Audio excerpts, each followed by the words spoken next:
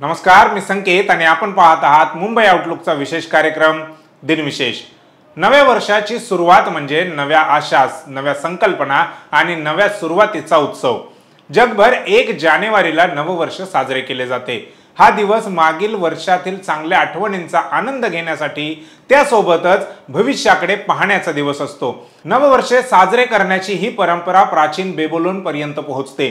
तेव्हा हा सण वसंत ऋतूत साजरा केला जायचा। रोमन शासक जुलियस सीझरने ईसापूर्व 45 मध्ये जुलियन कॅलेंडर तयार केले आणि 1 जानेवारी हा नवीन वर्षाचा पहिला दिवस घोषित केला।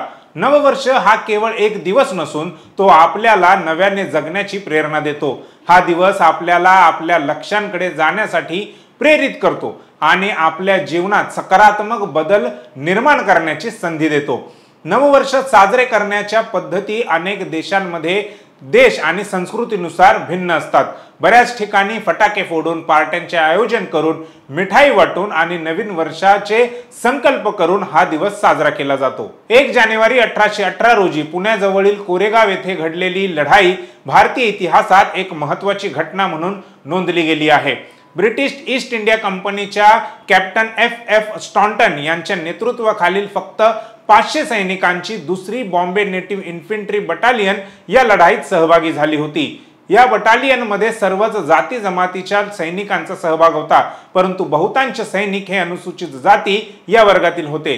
त्यांनी संख्याबळात अनेक पटीने मोठ्या असलेल्या पेशव्यांच्या 25,000 सैन्यांचा पराभव करून इतिहास घडवला। ही लढाई केवळ एक सैन्य विजय नव्हती, तर सामाजिक समानतेसाठीच्या लढ्याचे प्रतीक बनली। या लढाईत सैनिकांनी दाखवलेले शौर्य आणि बलिदान आजही बहुजन समाजासाठी प्रेरणादायी आहे।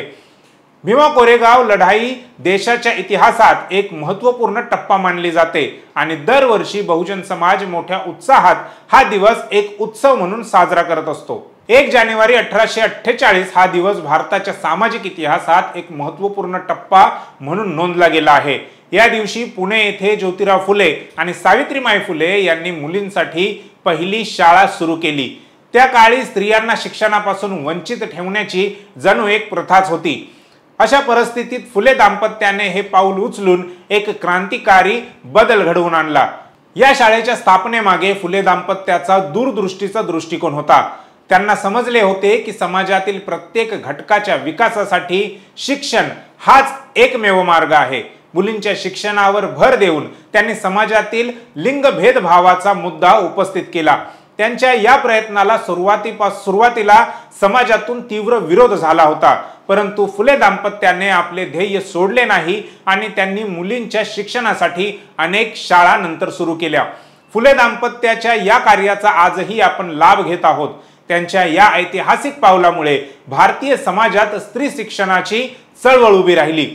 आज महिलांनी अनेक क्षेत्रात आपली ओळख निर्माण केली आहे। अशातच फुले दाम्पत्याचे हे योगदान कायमच स्मरणात ठेवले जाईल। शंकरराव वासुदेव किर्लोस्कर हे एक प्रसिद्ध उद्योजक, चित्रकार आणि समाजसुधारक होते। त्यांचा जन्म 8 ऑक्टोबर 1891 रोजी सोलापूर येथे झाला होता। त्यांनी किर्लोस्कर हे मासिक सुरू केले आणि त्याचे संपादन केले। या मासिकातून त्यांनी समाजातील विविध विषयांवर लेखन केले आणि व्यंगचित्रांच्या माध्यमातून समाजाचे लक्ष वेधले। शंकरराव किर्लोस्कर हे शवांकी या नावाने ओळखले जात होते। त्यांचे किर्लोस्कर खबर हे मासिक उद्योग, उत्साह आणि उन्नती या मूल्यांवर आधारित होते। शंकरराव किर्लोस्कर यांनी मराठी व्यंगचित्रकलेला एक वेगळी ओळख दिली। 1 जानेवारी 1972 हा भारतीय इतिहासात एक महत्त्वपूर्ण दिवस म्हणून नोंदवला गेला।